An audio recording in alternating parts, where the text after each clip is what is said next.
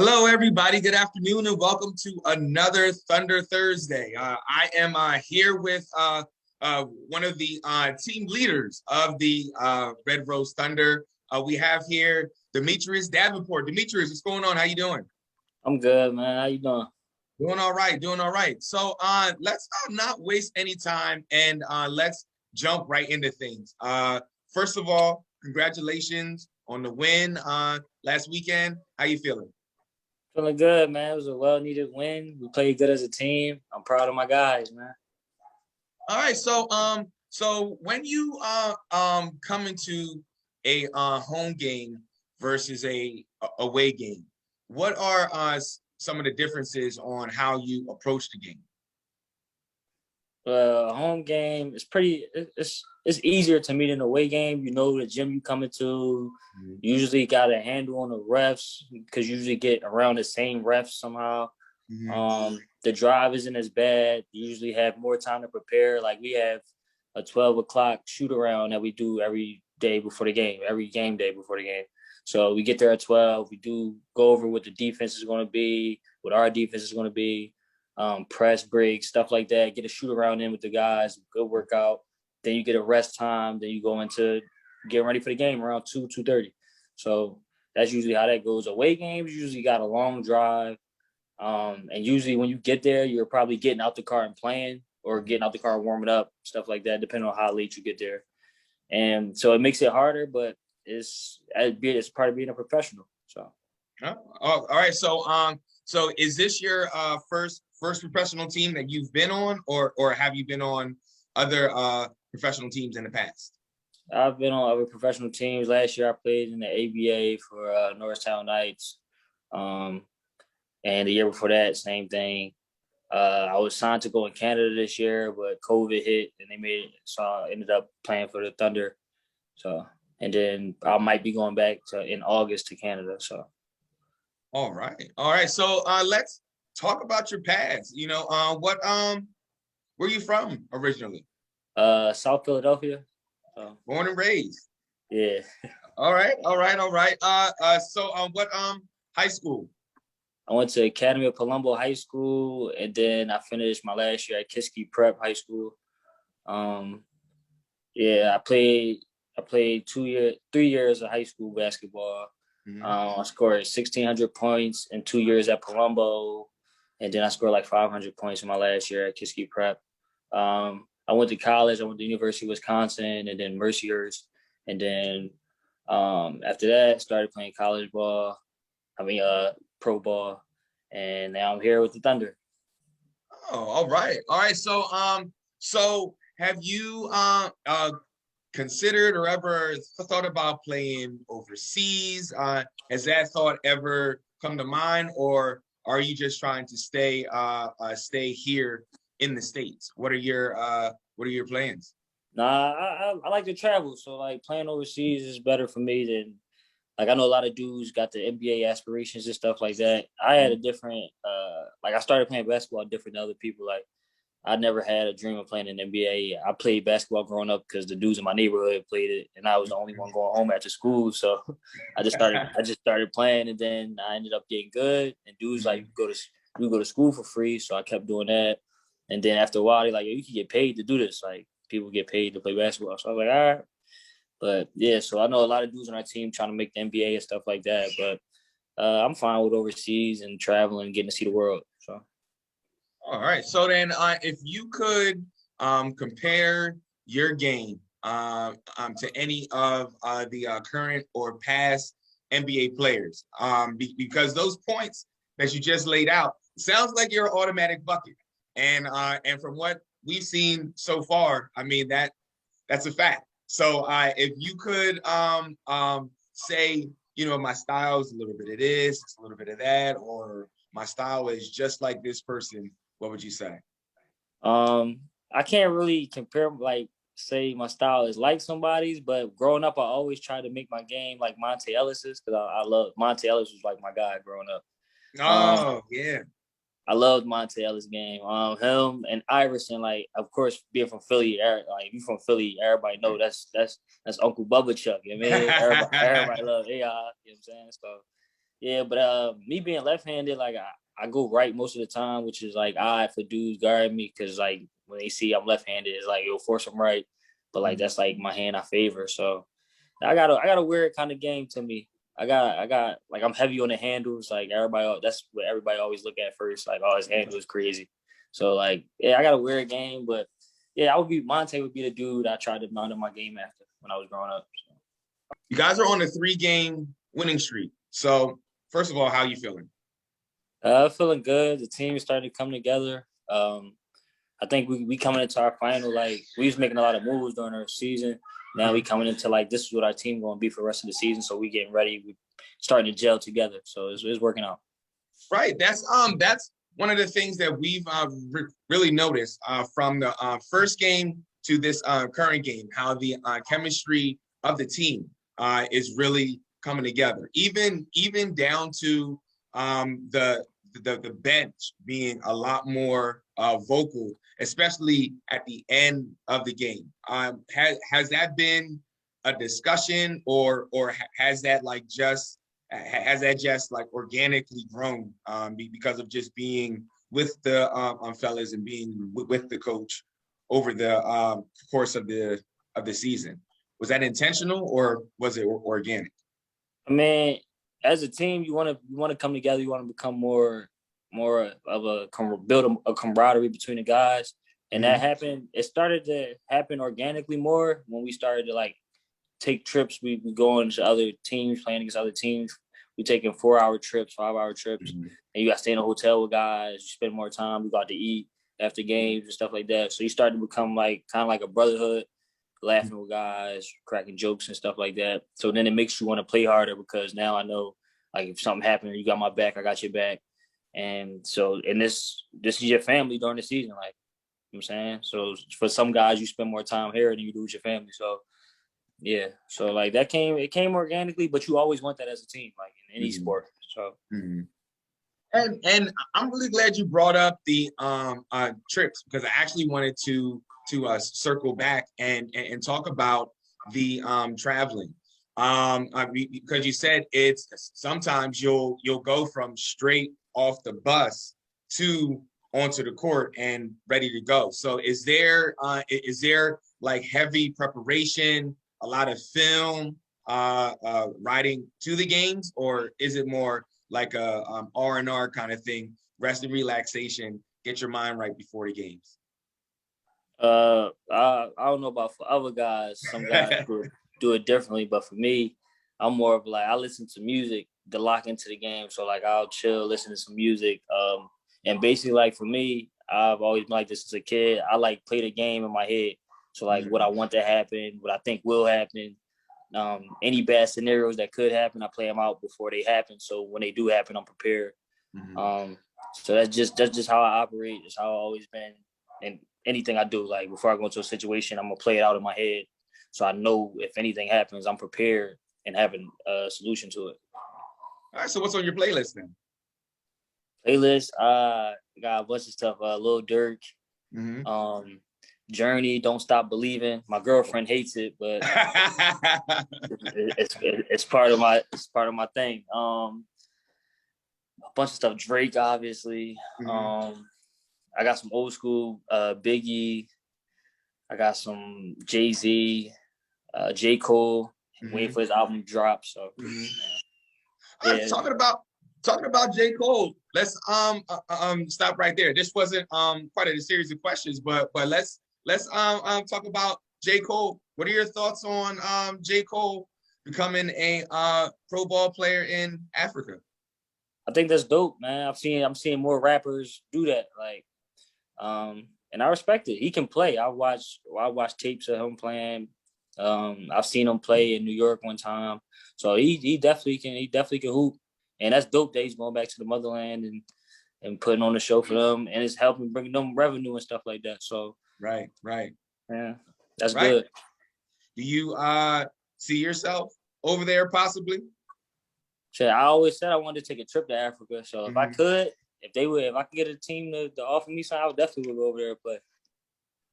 All right. So switching gears here, let's focus on right now with the Thunder.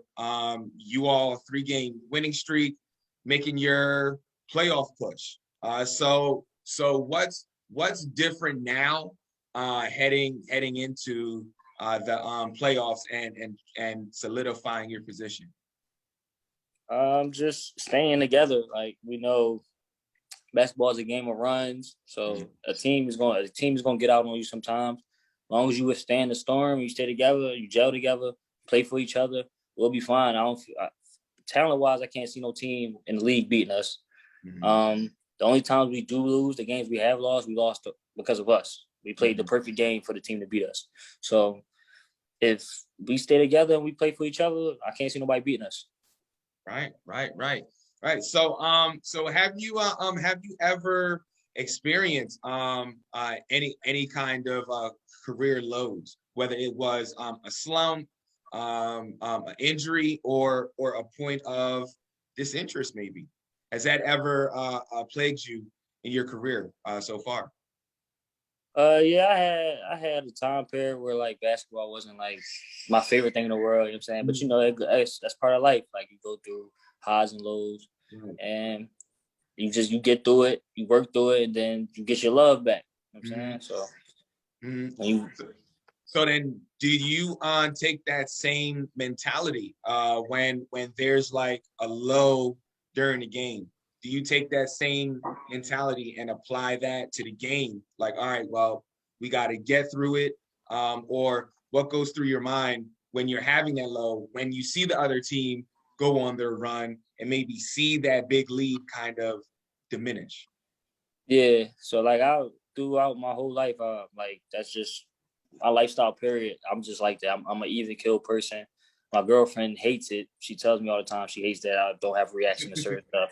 But like, it happens, and like, I always want to stay at a certain level. So when stuff start going bad, I'm still here. My confidence never wavers. I know we can beat this team, or I know I'm better than this dude that's guarding me. So like, you gotta stay. You lock into your own mind, and you weather the storm, because like, you don't want to get bad habits by, because the game plan not working right now, just throw it out the window. No, you got to work through it. Eventually, you got to believe the process is going to work eventually. So it's a game of runs. They got their run. Our run is coming next. Just keep withstand the storm, and you'll be fine. All right. Ladies and gentlemen, you are joining us for Thunder Thursday with Demetrius Davenport. So let's get into your favorites and your top lists. So who's your favorite big man of all time? Hakeem Olajuwon would have to be. Why is that? The dream shake, the moves he had, he was another level, man. Like, I never seen a big man that could move like that. So. Right. And then right now, who's your current favorite player right now? Our favorite player is LeBron, but I love watching Jokic, man. Jokic got game. He's sick with it, man. He can pass the ball, he can shoot, he can play down low. I love his game. But LeBron is my favorite. All right. So then is Jokic your MVP this year? Yeah, it's between him and Joel, but the 19 games that Joel lost that he missed, that's gonna hurt him. But yeah, Jokic would be my MVP this year. Oh, all right. My MVP is Chris Paul. I think that Chris Paul. I like that one, because if we go by what MVP is supposed to mean, Chris Paul gets it, because he's the most valuable player to the team that he's on by far in the league. Because without him, they are nowhere near where they at right now. Right. But they go by numbers. Yeah, right. So, but that's I said the same thing. That's a great pick for MVP, because he made them. They on another level right now. Right. They're gelling. Yeah. So we have about 3 minutes left here. So if you can give me your top 5 all time. I'm gonna go Jordan, Magic, Bird, LeBron, Hakeem. Oh, that's a lot of old school players. Yeah, and my six though would be AI, because I don't want to disrespect Unc. That's Unc right there. AI would be number 6 for me. AI would be number 6 for me. Okay, so then let me kind of sidebar real here before we conclude, because there's a conversation out there about AI versus Russ, and that Russ is better than AI, is a better point guard. I was about to ask, where do you stand? Where do you stand on that? No, sir. Like Russ is an animal. Don't get me wrong, but Russ is too. He's too his the thing that got him in the league, which is his emotional drive, is the thing that gets him in trouble while he's been playing in the league. Like if somebody's scoring him, he automatically got to try to get his back, no matter how the game is going. He's forces it sometimes. AI was just a natural born killer, so like he never had the emotions, never was tied in for him. It just was like, this is what I do, this is who I am. I'm a certified killer. Regardless of what happens, you know, I'm walking in here. You can pencil me in for 30 points at least, every night. Right. So, and for him to take, and I say this all the time, for AI to take the team he took to that championship in 01, that is one of the craziest things I've ever seen in my life. This dude had dudes that, for lack of a better phrase, they should have been in the league. Some of them they should have been in the league. True. Like any team that Eric Snow starts on is a bad team. That's no slight to Eric Snow, but he was not a good NBA player. And yeah. And then the on that season, like the gauntlet that they had to go through just to get to the finals. Like they had the Bucks that year with Ray Allen and Antonio Walker, Antoine Walker. They had the Raptors. The Raptors, that was the craziest series I seen. Then to play the Lakers, win game 1. Right. On a 45 piece. Come on, man. What are we talking about? Unc was a killer, man. Like, and I'm gonna say it. For a lot of dudes got better careers than AI. But if you say game-wise, you put him in up against anybody. I'm taking him other than probably Kobe, Mike, and probably Durant. Right. Everybody else, Steph Curry's game, he can shoot, but his game, like him actually having game, AI is next to none, man. AI was sick, man. Right. He affected like a whole generation. So dudes wasn't wearing chains and jerseys to the game until AI said, I'm gonna do it and I'm gonna take the backlash for it. Right. So now y'all could do it. Y'all could wear what y'all want to the games.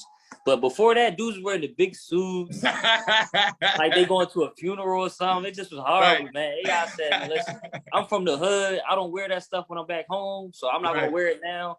Right. And it made it comfortable for dudes to be who they is today. And he went number 1 in one of the sickest draft classes ever. Yeah. Come on, Kobe went 13th in that draft class. Right.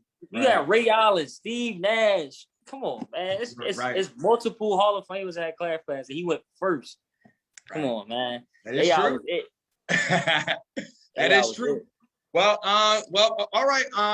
Before we head on out, I always ask everybody on this last question. Can you name somebody that you know, the best baller that you know, that never had a chance to get shine? Who is it? That you know? Michael Crowder, man. Michael Crowder. Right. Michael Crowder, like my man, I work out with Micah in the summers. We go down to Florida with our coach Nell. We work out all day. Micah, I've never seen somebody work as hard as this dude. He plays 24 hours a day. This dude loves the game of basketball. And he's actually super duper talented. So like, I just think he's gonna get his shot. But I think dudes I've never seen somebody work as hard as him, not even remotely close. Like I'm talking about we'll work out 3 times a day. At night we play one-on-ones and we'll play 6 of them and he'd be like, yo, play one more. And I'm like, dude, I'm tired. You still got it. I'm tired. I'm done. And so yeah, Michael Crowder would be my one. All right. Well, Demetrius, thank you so much. Appreciate you stopping by for Thunder Thursday. Good luck this weekend. And yeah, man, we will talk to you soon. All right, thanks, man. I appreciate it. All right, no problem. Have a good one.